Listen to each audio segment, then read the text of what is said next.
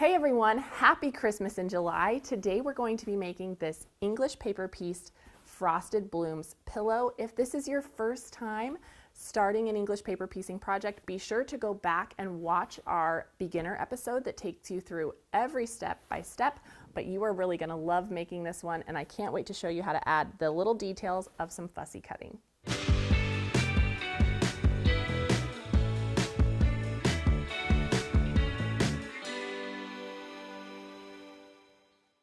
This is the pillow we're going to be making today. It is called Frosted Blooms, and the pattern actually includes this throw size as well as a bench pillow. And since they're both made up of this beautiful bloom, you'll make one for the throw pillow or three for the bench pillow, but I'm going to walk you through how to make just one of these today. And so let me show you what you're going to need for your supplies. Up first, you're going to need some background fabric. I just used some white. I also used this beautiful Frost and Flurry Fat Quarter Bundle by Poppy Cotton. But remember, EPP is a fun way to use up your stash. So if you have a lot of Christmas fabric lying around, just go ahead and dig into that, or whatever fabric. This would be beautiful in any fabric, really. You're also going to need some of our English paper piecing papers, the 1.5-inch hexagon and teardrop, as well as the 60-degree diamond and 60-degree triangle. In addition to that, I did grab our fussy cut templates that go along with each of those shapes. I love them whether I'm fussy cutting or just cutting out my fabric. I just find it to go really quickly using these and a rotary cutter. So pick those up. We are for sure going to fussy cut the hexagon and the teardrop, so I definitely recommend getting those two. Then of course you need whatever thread you like for your English paper piecing, your needle, and some glue. So let's get started. So up first, we are going to fussy cut using our 1.5-inch hexagon template. And so I'm going to begin by finding something cute for my middle. And so this collection has a lot of really fun prints, but I particularly love this one because it has some adorable little snowmen and these reindeer. So let's go ahead and open this up. And I am just going to fussy cut this little guy right here. And I think that will work. And I like using the little grid to make sure that everything is going to be caught in the center. And so then we can just use our rotary cutter and cut right around. I'm actually going to stand up so I'm not cutting towards myself. Better to be safe. There we go. I have one little piece that's still attached. Perfect. Okay. And so the fun thing about fussy cutting is you get to decide which part you want to be in the middle. So I chose the reindeer, but you could totally choose this little snowman, mom and baby, how cute is that? Or the little fox, really whatever your heart desires, just play with your prints and use the templates to choose something to highlight in the center. And so once we have that done, we can just take our little rotating mat. I find this to be really helpful, and our paper and our glue stick, and we can base this into place. And so remember, less is more. So we'll just put a little bit of glue and roll that back. Then we can spin our mat and continue all the way around our shape.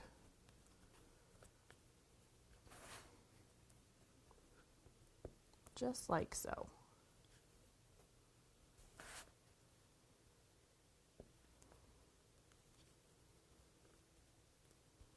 Ooh, there we go.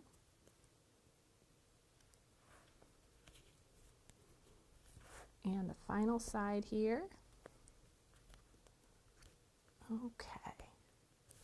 So there is our cute little middle all ready to go. And so now we can move on to the teardrop shape, and we're going to use that to make the petals that you see on this pillow. And so you'll notice that I kind of fussy cut around these ornaments in the print, and so then it really makes the petal kind of pop and stand out. So let me show you how to do that as well. So let's grab that print. Here we go. And open this up.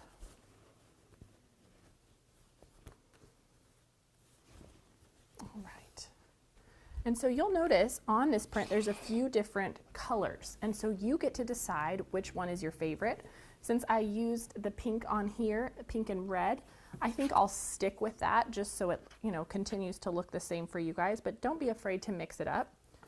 And so I am going to line up the center of my template right with the middle of this ornament.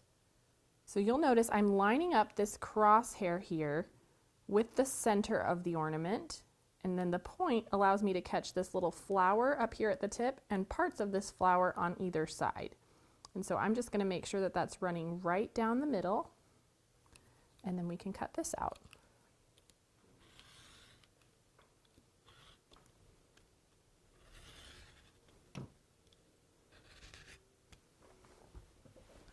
Come around. There we go. There's our first little fussy cut piece. And now I'm going to continue, and I'm going to cut 3 of these in red and 3 of them in pink, and then I'll alternate. So I'm going to go ahead and just slide this up. Again, making sure I line up this little middle crosshair, and I will just keep doing this until I have them all ready to go. And so I will meet you back here when I have them all cut out. So you can see the 2 differences in the fussy cuts. Just, half of them are pink and half of them are red. And so let's go ahead and baste one of these as well. So that uses the teardrop paper, of course, since we're using the teardrop shape. And there's my glue stick.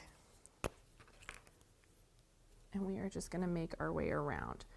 Now, when we basted the hexagon, we didn't have any points that hang over, but on the teardrop you do. And what I mean by that, you'll see right here when I fold this back, this little tab at the top is sticking out. That's totally normal, and that's going to be hidden behind the other seams as we attach these shapes together, so we don't need to worry about it.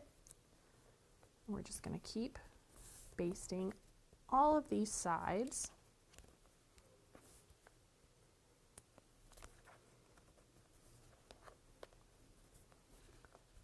until you have a stack of them that are all done just like that. And then let's talk about the other shapes that you need for this, because I have some of these all ready to go. And so you're going to need a total of 6 of these teardrops, 1 hexagon for your center. You're going to need 6 additional hexagons that are going to go around the flower. And we're going to need 6 of these little triangles and 12 of these diamonds. Now these 3, I did not do any fussy cutting. You absolutely could if you wanted. There are templates for that as well, but I just cut them out of the fabric in the most efficient way possible. And so now let's talk about how this all goes together. And so we can lay out our cute little deer here in the center, and then we're going to alternate our pink and red as we go around, and we'll continue all the way around. I have one that I started stitching. You can swap this out for. And I just really love the detail that this fussy cutting adds to this project. I think it's such a fun touch. And so then once we've done that, we'll come in with our hexagons, and we're just going to circle this. I think the thing that's so fun about English paper piecing is it takes you like back to childhood. It's just like playing with, a puzzle. And so up next, our diamonds go in, and those are going to go in between each of these. And you'll kind of note you have to tuck those little tabs behind. It's totally fine. There we go. These are just going to go all the way around. And then these tiny little triangles are going to go in between, just like so.